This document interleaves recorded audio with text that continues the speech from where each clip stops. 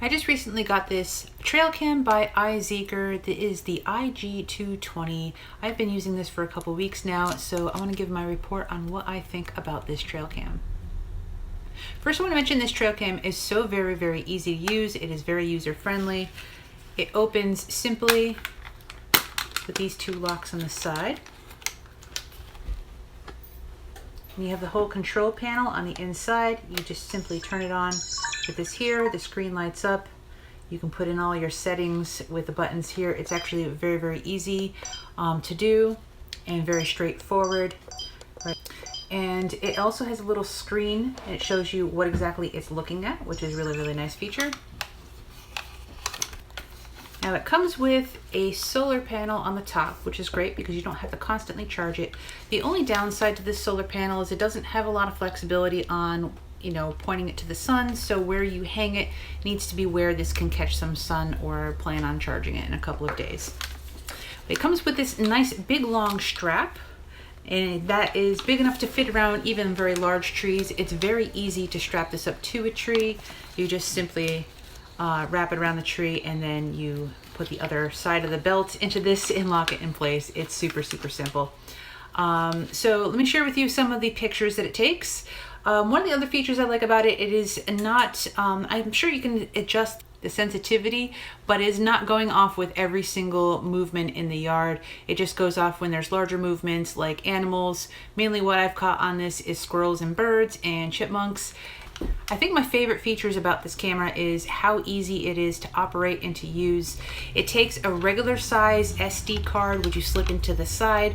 I prefer the regular size, the bigger ones better because you can handle them in your hands a little bit easier. And when you are ready to put it out into the wild, you just simply make sure it has the SD card in there. You turn the switch on, you lock up the sides so that no rain gets inside. It's also watertight.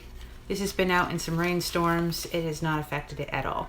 I think this is actually a really great trail cam to get. It is so simple to use and to put up and to retrieve your information, which gets stored onto an SD card.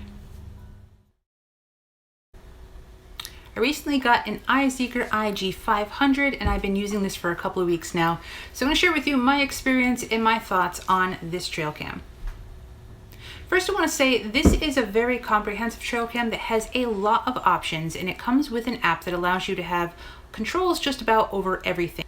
It does come with a very nice solar panel, which is separate from the unit with a nice long cord, so you can place this solar panel where you're going to be getting the most sun and place this camera where you want your pictures to be taken.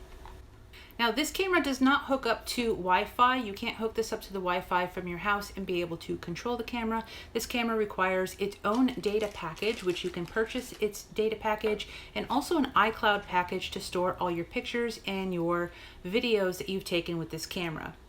Now, you need the data package to be able to use the controls on the camera and to be able to use the app. So without that, it will still take pictures and videos.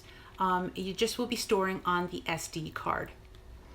It does come with a SIM card which has some data on it. It's not a lot of data, and honestly I ate up through all that data within the first hour of playing with the camera. It does send off a lot of notifications and it is very sensitive, so every little movement is going to set it off and give you one of those notifications. I'm sure there's settings inside the app that allow you to make it a little less sensitive so you are not notified every time a leaf is blowing, but only when there's an animal or a person that comes across the camera. So lately I've been using this with the SD card only. I don't have the capability of moving the camera or adjusting any of its settings, but I can still set this out there and it does still take pictures and it does still take video. It just stores it on the SD card. Let me get over to the SD card. The SD card for this one is the micro SD, which is the really tiny one that you have to put into an adapter. I would really actually prefer a larger size one because I just personally think they're a little easier to handle, but I do realize that they're trying to make this very compact and fit into a small space. You have the SD card here on this side, and on this side there's a SIM card. The buttons for the on, off, and reset are also up here.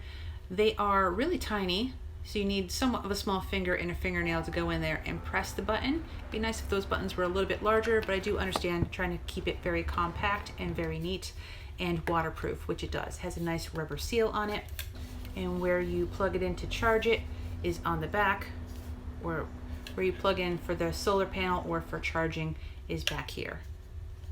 With that being said, it is an excellent camera if you are someone who wants to leave this out in the wilderness and be able to control the camera remotely and have a lot of different options for settings and being able to move the camera and take videos and pictures, as long as you don't mind investing into a data package and an iCloud package.